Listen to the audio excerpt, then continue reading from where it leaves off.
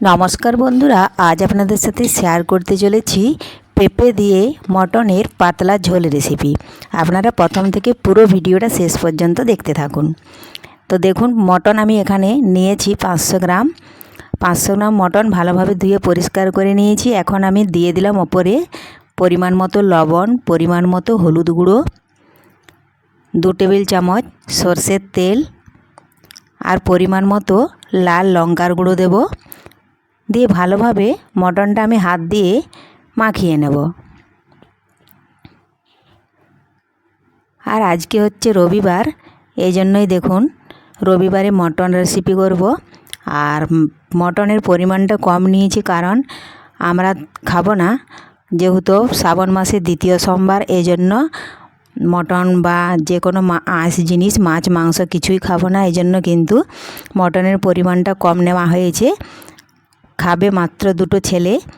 তো দেখুন বন্ধুরা, ভালোভাবে হাত দিয়ে আমি মাখিয়ে নিয়েছি। মটন কিন্তু বেশ কিছুদিন ধরে বৃষ্টি বা ঠান্ডা ঠান্ডা আবহাওয়া হয়েছে, এই জন্যই মটনটা কিন্তু বেশি খাওয়া হয়ে যাচ্ছে। কারণ মটন হচ্ছে অনেকটাই গরম, প্রচণ্ড গরমে কিন্তু মটন খাওয়াটা উচিত নয়। মটন কিন্তু আমরা খেয়ে থাকি টেস্টি ও সুস্বাদের জন্য। মটন খেলে শরীরের কোনো উপকারে আসে না। তো দেখুন বন্ধুরা, এখানে লবণ হলুদ মাখিয়ে নিয়েছিলাম মটন। আর এই দেখুন পেঁপের টুকরো নিয়েছি, এই দেখুন 6 টুকরো নিয়েছি। বাটিতে পেঁয়াজ কুচি নিয়েছি।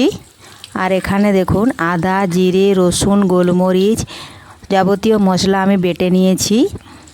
আর নিয়েছি একটা ছোট্ট টমেটো কুচি, আমি শিলপাটায় বেটে নিয়েছি।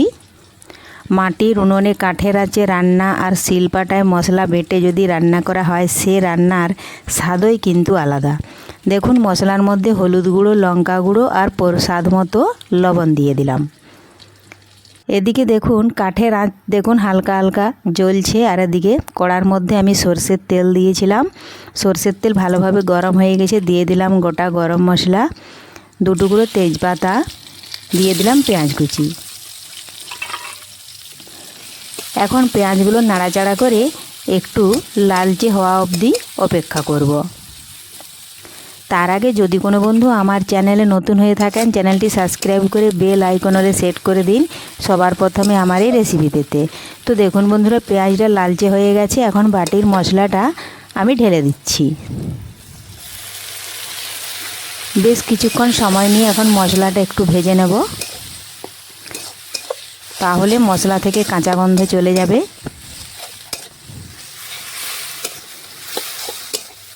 এই দেখুন বন্ধুরা, মশলা কিন্তু ভাজা হয়ে এসছে। দেখুন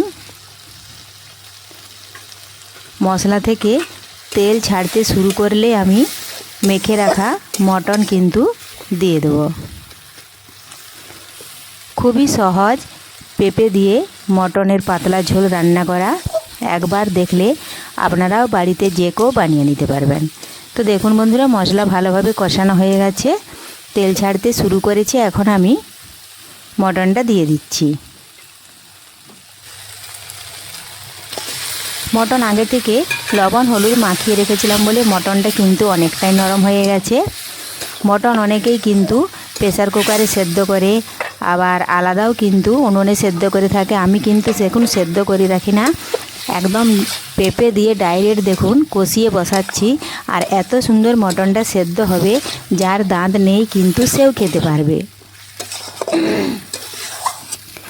আপনারা হয়তো ভাবছেন যে পেঁপে দিয়ে মটন রান্না করছি, পেঁপেগুলো তো সহজেই গলে যাবে। কিন্তু দেখুন আমি পেঁপে দিয়ে মটন রান্না করছি, একদম গলে যাবে না, পেঁপেগুলো গোটা গোটা থাকবে। এই দেখুন একটু ভেজে নিয়েছি। এখন আমি কিছুক্ষণের জন্য ঢাকা দিয়ে রেখে দেব।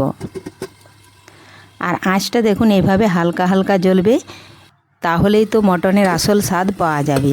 তো দেখুন বন্ধুরা, ঢাকা তুলে নিয়েছি। মটন থেকে দেখুন জল বেরিয়েছে। এটাও নাড়াচাড়া করতে করতে দেখুন আমি মটনটা কষিয়ে নিচ্ছি।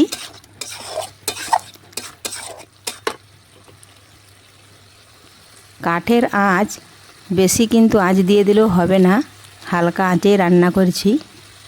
দিয়ে দিলাম ওপর থেকে একটু ভাজা মশলা, দিয়ে আবার নাড়াচাড়া করে মিশিয়ে নিলাম। এই দেখুন মটন কষা আমার কমপ্লিট হয়ে গেছে। এখন আমি আগে থেকে হাতসহ বা হালকা গরম জল করে রেখেছি, সেই জলটা এখন ঢেলে দেবো। দেখুন পেঁপেটা এখনও সেদ্ধ হয়নি। পেঁপে আর মটন কিন্তু একসাথেই সেদ্ধ হবে, পেঁপে কিন্তু গলে যাবে না।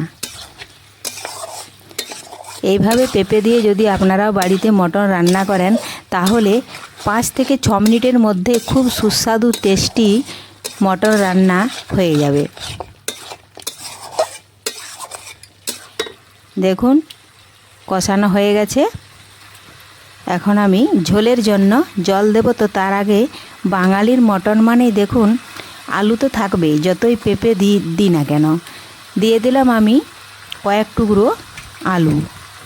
আর মটনের সাথে এইভাবে বড় বড় আলু খেতে কিন্তু খুবই ভালো লাগে। তো দেখুন ভালোভাবে নাড়াচাড়া করে আলুগুলো মটনের সাথে মিশিয়ে নিলাম। এখন এই যে কুসুম গরম জল ঢেলে দেব। গরম জলটা দেওয়ার কারণ তাহলে মটনটা আর চিমড় হবে না। এই দেখুন এইভাবে গরম জল দিয়ে দিচ্ছি। পরিমাণ মতো একটু জলটা বেশিই দিতে হবে, কারণ মটনটা সেদ্ধ হবে ফুটতে ফুটতে। এই দেখুন একটু খুরপি দিয়ে নাড়াচাড়া করে কড়ার সাইডে যে মশলা ছিল সেটাও গুলিয়ে নিলাম। ওপর থেকে দিয়ে দিলাম ঝোলের জন্য লবণ। আর দেখুন ঝোল ফুটতে শুরু করেছে। এই দেখুন পেঁপে কিন্তু একটাও গলে যায় না, গোটা গোটা আছে। এই দেখুন ঝোল কিন্তু কমপ্লিট। এখন আমি নামিয়ে নেব। তো আজকের এই মটন রেসিপি বন্ধুদের ভালো লেগে থাকলে কমেন্ট করতে অবশ্যই ভুলবেন না। পুরো ভিডিওটা ভালো লাগলে লাইক শেয়ার সাবস্ক্রাইব করবেন। ধন্যবাদ। ফিরে আসবো আবারও নতুন কোনো রেসিপি নিয়ে।